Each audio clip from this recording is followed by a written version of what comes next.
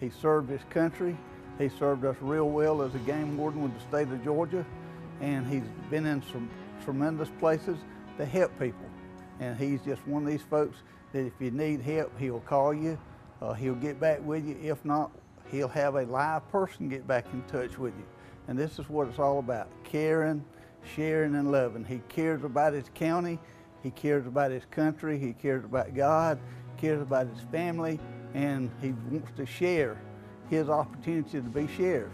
And he loves what he's doing. He loved being in law enforcement, and that's exactly the kind of person we need for sheriff in Lawrence County.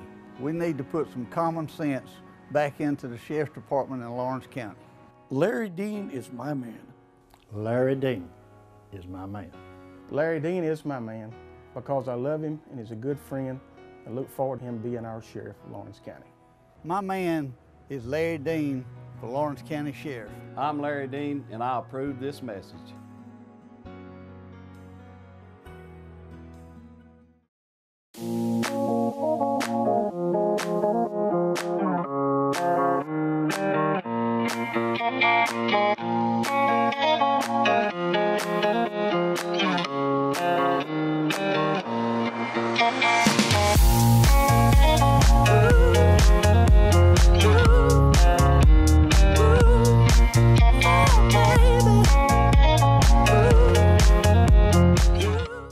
Welcome and thank you for coming today. We have a great show in line for you. I've got Melanie, Carr, and Amanda Amerson from the Heart of Georgia Transition Alliance, and we're going to learn a little bit about that. I welcome you too. Thank you so much for coming to share this with us today. Obviously, when I talked with Melanie about coming on, I went to the website and looked it up, and you can go there too. It's the Heart of Georgia Transition Alliance.com, I think is what it is. I just put it in and it popped up. It's www.hgtransitions.org. And they have all kinds of information on the website, and you can look to see how you can become involved and how they're involved in the community. So tell us a little bit about what the Transition Alliance is first.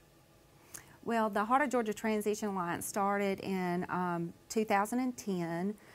It was a project under the Georgia Department of Education. Transition services for students with disabilities have been problematic throughout the years.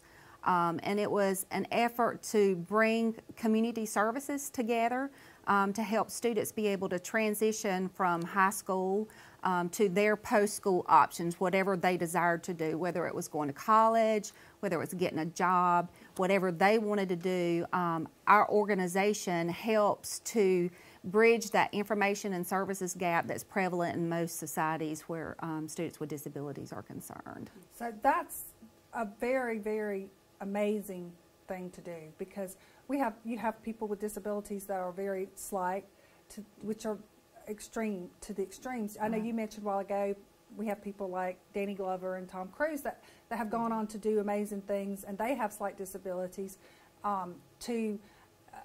You see all kinds of people that are working with their disabilities and out there in the private sector. I think it's amazing that we have something like this to help them do that. Right. So I know that there is an ICANN conference that is going to take place soon. Right. And it is over how many counties? We serve 10 different counties in the Heart of Georgia RESA school district. And we go from here in Lawrence County, Dublin City, to Wilcox, Pulaski, Telfair, Trutland, in that 10-county Heart of Georgia RESA district area. Now tell us a little bit about the ICANN conference. The ICANN conference is designed to help students really understand who they are. We want them to understand their disability. We want them to understand that everybody has things they can do really well and everybody has things they can't do so well. And just because you have a disability doesn't mean that it's going to limit you and limit your dreams.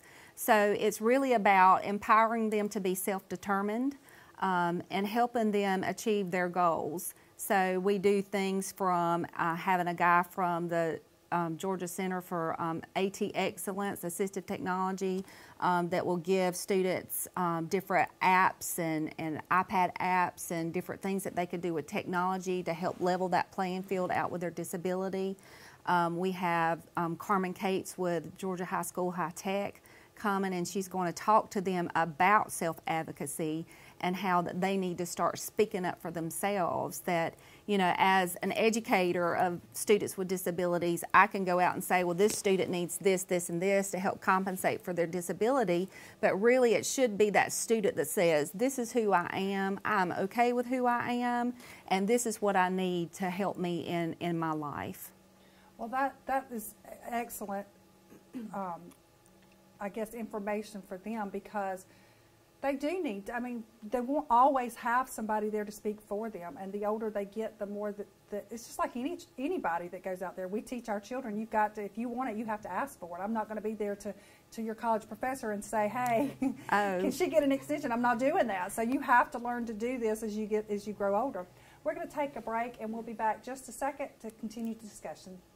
Hello folks, I'm Dr. J.Y. Jones, now retired after almost 40 years of practicing ophthalmology here in Dublin and Lawrence County, and serving thousands and thousands of patients, doing thousands and thousands of operations.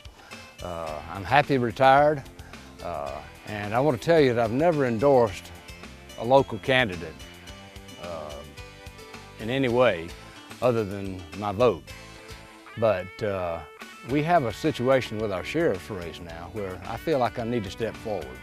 I need to come out with an endorsement of one of the candidates who has special qualifications, and that candidate is Marshall Floyd. I would ask you, if you have trusted me with your eyes in the past, that you would trust my judgment on this matter, and that you would consider the credentials.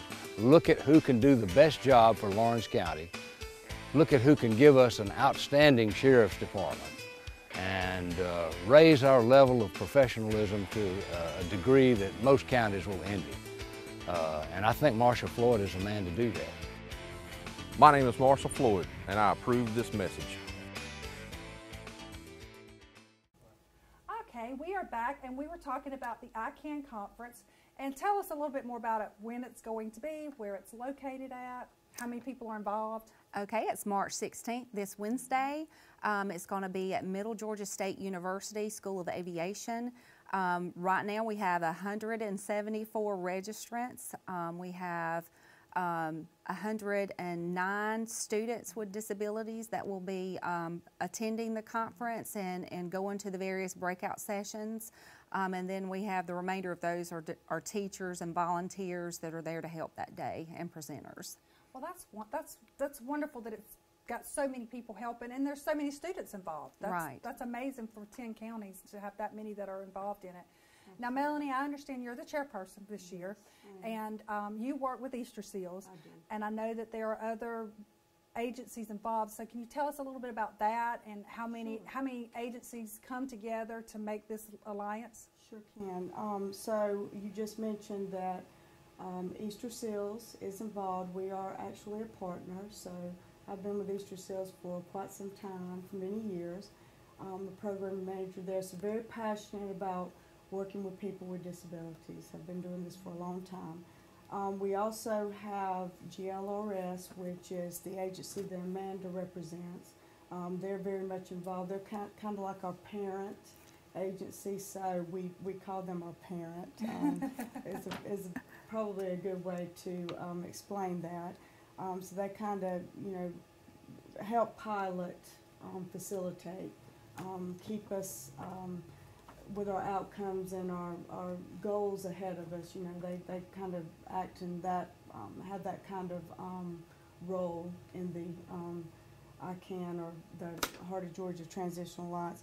But we also have educators. They're very much involved, teachers, special ed directors, parent mentors, administrators, GVRA, parents, businesses, churches.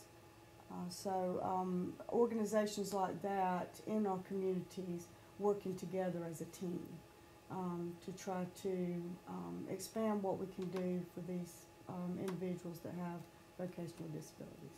Now, if you are in the community and you wanted to help in some way, or be involved, how is there a possibility for people to do that, or absolutely, like volunteers? Absolutely. On our website, there's a calendar of events. There's a posting for registration to come to the meetings. We welcome any person that has a disability to be on the Alliance. We welcome churches or any religious organization to come and be a part of the Alliance. Any businesses, we really want to partner with the businesses and the religious organizations a little bit more than they're represented now. So absolutely, they're welcome to come and be a part of the Alliance. You always can get more information there. You also can call our office, the GLRS office, at 478-353-8350, and we'll be able to give you more information if you don't have access to a computer to go to the website. So, well, I think that you obviously have been doing this since 2010. So I know we've talked about some before, some success stories that are out there that are working in the community that may be what people would say are slow or whatever, but they're some of the biggest hearted and hardest workers that you'll ever see. Absolutely. And I think that we have to be considerate of those, and so it takes them a little longer to do something for us. You won't get better service, and you won't get somebody who is really enjoying what they're doing. So obviously, if you have small tasks that you really need somebody to help with around your office or your business, something that you're not sure how to get somebody to help you, and you're thinking about getting somebody with a disability, contact them. I'm sure they can put you in contact with people that would be perfect for what you're looking for, because just because you have a little disability, we're talking about anybody from having maybe a little bit more severe dyslexia all the way up to people who are with severity with it. I'm sure people like with Tourette's and people that have a hard time with their disability in the public, or who you guys are working with. And it's wonderful that these kids have somebody out there that are advocates for them and that can teach them what they need to know. Going back to what we were talking about, teaching them to be an advocate for themselves. Right. They won't always have their parents. No, absolutely as not. They get older, right. And they may not have siblings that could help them. So it's an important aspect of this is to have them be able to speak for themselves. So you said that you have a speaker that will talk to them about this. Do you do things like mock interviews or? Last year at the ICANN conference, GVRA did go through the process of going through mock interviews, had them view a good interview and a bad interview and be able to tell the difference between the two. This year, we're not so much focused with that. We have different organizations coming in. You talked about a minute ago when a student with a disability goes to college, that a parent can't go up there and say, my son needs a text reader or my child needs extended time on test. The students have got to be able to ask for that for themselves. So we have a huge college panel that's coming that represents a lot of our local colleges and universities. Their disability service coordinating counselors will be there to talk to them about how they go about asking for the things that they need in college and universities. Right now in the state of Georgia, there's a big push for inclusive education at the college level. So you're talking about kids that have more mild, moderate intellectual disabilities being able to go to college now, where before that was not a possibility. Kennesaw State University is going to be represented at the ICANN conference, and they'll be talking about their inclusive program at Kennesaw. We also have, through GVRA, Warm Springs, Roosevelt Warm Springs will come and talk about their program, which is a dorm-like setting and a college-like setting for those kids that have more mild, moderate types of intellectual disabilities that, yes, they can go off to college, yes, they can achieve, and they'll teach them those functional skills that they'll need to be able to learn how to do on their own to be able to survive in life. So a little bit of a different focus this year, but that's something that we're always working towards is putting a conference together that's going to meet the needs of the students that we're being served. So in discussion about the colleges, We all know from being in college ourselves and from our children being in college professors can be quite unreceptive to problems of a normal student. Is that going to be changing, where the fact that these students can go and talk to them and say, hey, I have this disability, I try really hard, but I might need extra time. Is it going to be something that colleges encourage? I think what you'll find at the college level, if you've ever talked with someone with a learning disability that has gone to college, there's no questions asked. There's an interview. Part of the ICANN conference is we've interviewed different people that have gone on to college and have become successful in getting jobs and everything. And one thing one girl said was, there's not a stigma at college like there was in high school. The only thing she had to do to her professor was hand a sheet of paper that says, this is the accommodation that I need, no questions asked. He gave it to her. And the professors were able to give her the accommodations that she needed without questions. Yeah. I mean, they didn't pry. They didn't have to send her to a separate location. There was no stigma attached to getting the accommodation that she needed. So, well, I think that's wonderful, because it makes it easier if they don't have to give explanations, or if they just hand them the sheet and say, this is what I need from right. you, and this is what I'm going to give, and it's a big change. So it's almost a mindset change different. You have a disability coordinator that's at the school level. The student has to approach them with the appropriate paperwork, but once that appropriate paperwork's in place, the only thing they have to do is hand the sheet of paper to the college professor, and there's no questions asked. They get the accommodation. Well, even that process is teaching them what things, there are certain things that you have to do in order to have this experience. It's no different than if you have to apply for your student aid or whatever at right. every semester. This is teaching them to take responsibility Ownership. for themselves, and I think that's wonderful too. Right. Sometimes I think regular kids could use more of that. But I think it's a wonderful thing that this is doing now.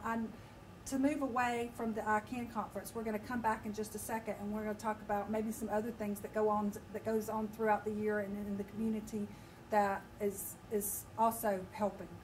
We'll be back in just a second. First Lawrence Bank invites you to experience banking at its best. Whether you have personal or business financial needs, we're a full-service bank, big enough to handle all your banking needs and small enough to provide you with that personal touch you've grown to expect from a community bank like First Lawrence Bank. Looking forward to your future. That's First Lawrence Bank in Dublin and Dexter. All right, we are back with Melanie and Amanda with the Heart of Georgia Transition Alliance. I've learned a lot today about what goes on. So I want to talk about some of your primary goals and fundraising, meetings, everything that goes on throughout the year to be able to offer what you guys offer to the disability children. Well, okay. I guess they're more going into high school and coming out of high school. Right. So, but just give me a little information about what your actual goals are. Okay, and like I said, in 2010, we formed a work group, and we met all year long. And that work group was comprised mainly of the stationary members that we have now. Melanie was a part of that group. We had probably about 12 individuals from the various organizations that we've already mentioned. And based on the data that we have from our surrounding area and based on the school system data, we have to look at outcomes for students with disabilities. That's a part of our data set that we look at as far as gauging whether we're being effective or not. Right. So based on that information, we set out 7 goals. So the 7 goals are, number 1 was to bridge the information and services gap by encouraging agencies to work together and to share knowledge in order to raise the number of students with disabilities who graduate and who enter the workforce. So that's the one that we've been working on primarily since the beginning, is really bringing our organizations together, really working together to know what the school systems need, because the school systems are at the table at this.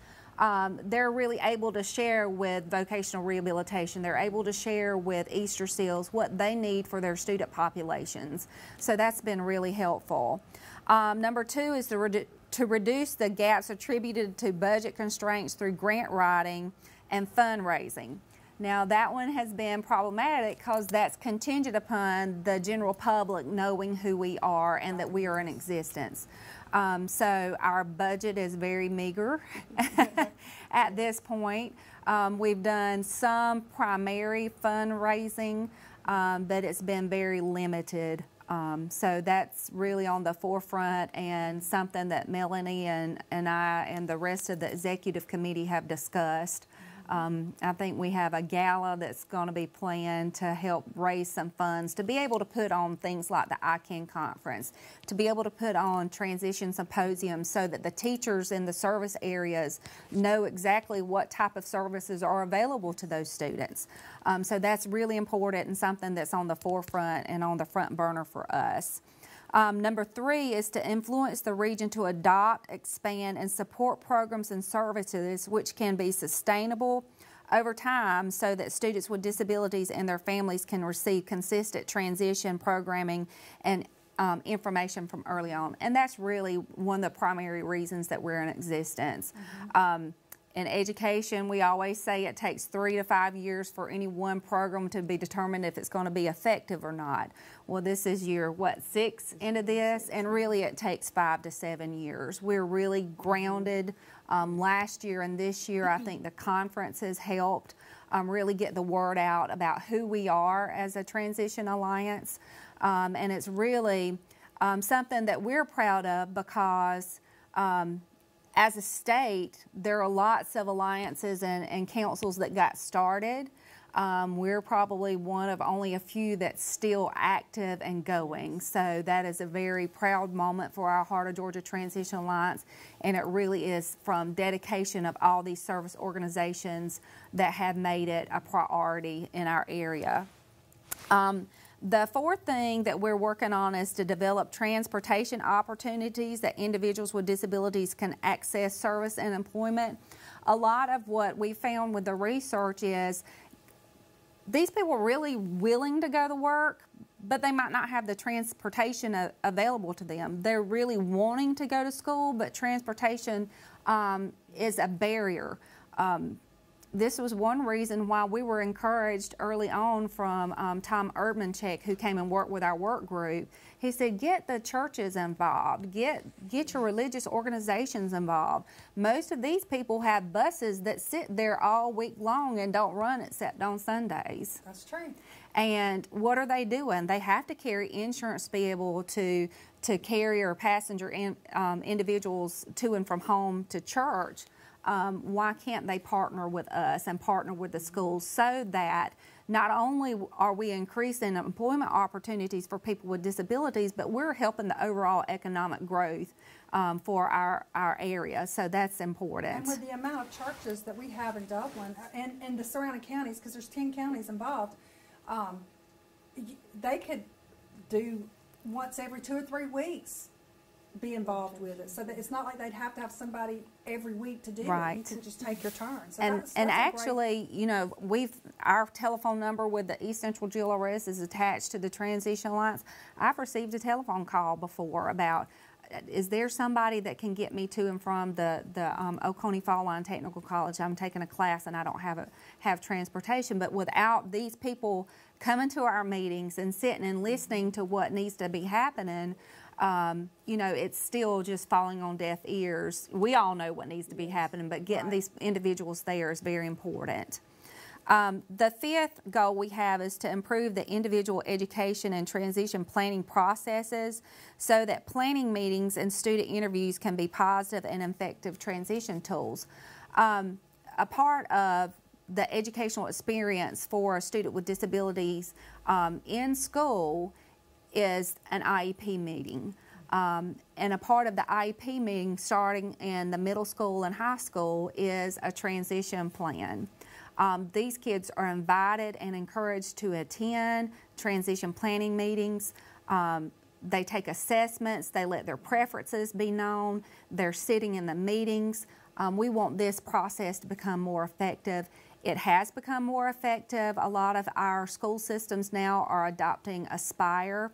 Active student participation involves real engagement or inspires real engagement. So not only are students with disabilities invited to the transition portion of their IEP meeting, they're encouraged to participate in their overall IEP meeting, so that early on, elementary school, these kids are learning, you know, I have Tourette syndrome. You mentioned that. That means when I'm in class and I have a tic, that it's just a part of who I am. I'm not in an outburst. Teachers, general education teachers, really become more involved and understand disability more when it comes from the student themselves versus a bunch of professionals and parents sitting around the table. Right. Aspire makes the student the expert about their own disability. So we're seeing this process and this part of IEP development already increasing through Aspire. And with the I Can conference, part of that self-advocacy is what's in Aspire. So it's like a piggyback and a merger of those two projects. Number 6 is to develop a culture among schools and employers in which individuals will be educated and employed based on their abilities rather than excluded based on their disability. We're all human beings. We all have strengths. We all have weaknesses.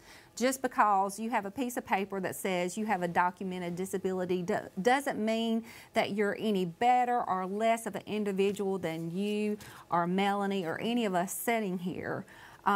They need to feel comfortable with who they are. Our society needs to look at every individual and see beauty and knowledge and that they're plenty capable of doing anything that you or I could do. Well, you know, it's, if you look at it this way, that piece of paper is no different than the person that has to wear the ID bracelet that says, I'm a diabetic or I'm allergic to this medication. Absolutely. I mean, it's not any different.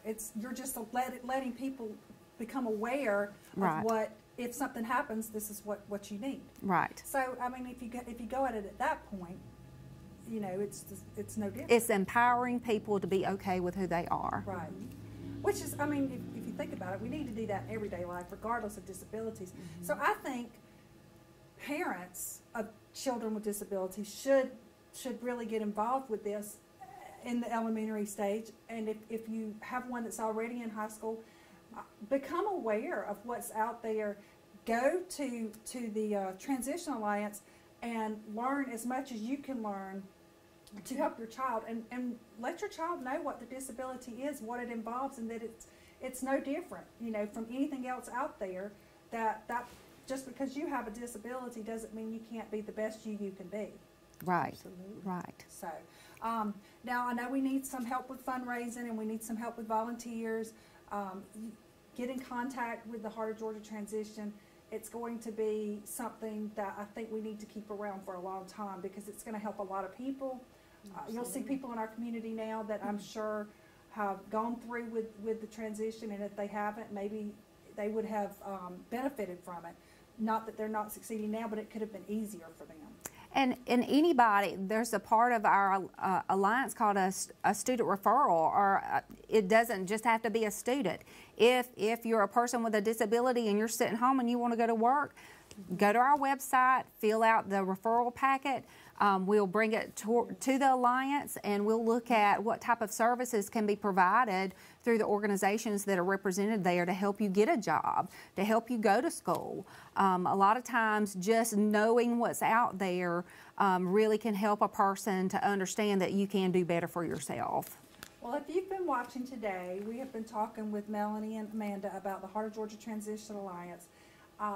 Tell somebody about it. Get this out there for people so that they can continue to do this great service and they can continue to help those that need to be helped. But they can't do it if we don't get out there and tell people who they are and what they do.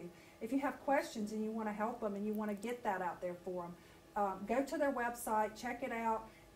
There's a large, I printed a copy today. It tells you all about what they do. It has things that you can help with. It has their calendar events coming up. Become a part of it. Make yourself involved in the community so that we can make our community a great community and one that continues to grow. I really appreciate you guys coming and letting us know about this today, because I think it's going to be something that will just continue to grow and help more and more people, especially with you guys out there helping us. So we're going to be going in just a minute, but I want to leave you with two things. I'm not doing an artist of the week this week. We're going to do the book of the week. I told you guys that I would be giving you some books that you need to read. Some I will have read myself. Some I would have had other people read for me, because I can only read so much. But I read a novel several years ago, and I actually picked it up and reread it, and it's called Martha, and it's by Diana Wells Taylor. It talks about Martha of Bethany, which is the sister of Mary and Lazarus, and it goes through what her life was like. There's small mentions of Martha in the Bible. It talks about where Jesus has come to their house, and in the Bible you'll notice that Jesus goes to the house of Martha and Mary and Lazarus a lot for relaxation and for rest when he needs to rest and not have a lot of people around. And most of the time he takes maybe one or two of his disciples with him, while the others are going and visiting their families. But Mary is the more practical sister. Martha is the more practical sister, and Mary is the one who can really see and sit at Jesus' feet and enjoy what he's saying. Martha tends to be the one that's had to take care of the family, so she's always going around, and she's always asking questions, and why is it this way? And the Bible kind of portrays Martha as a woman of fault, which, if you think about it, we're all people of fault. So it was a very interesting story. I really enjoyed the read.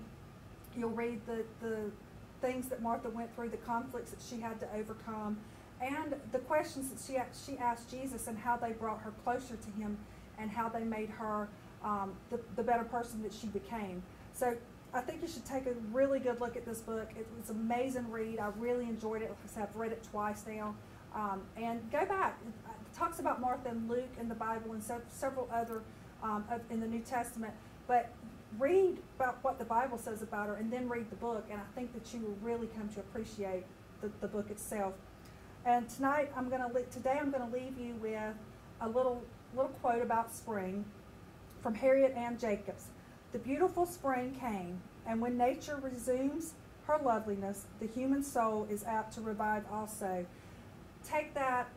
I'm going to give you my opinion of it. I think that with the spring, we all become renewed, and we need to take that renewal and really look into ourselves and do something that we've wanted to do. Take this chance this spring to learn how to jog, learn how to paint, learn how to write a novel. Go to a community service and give yourself your time.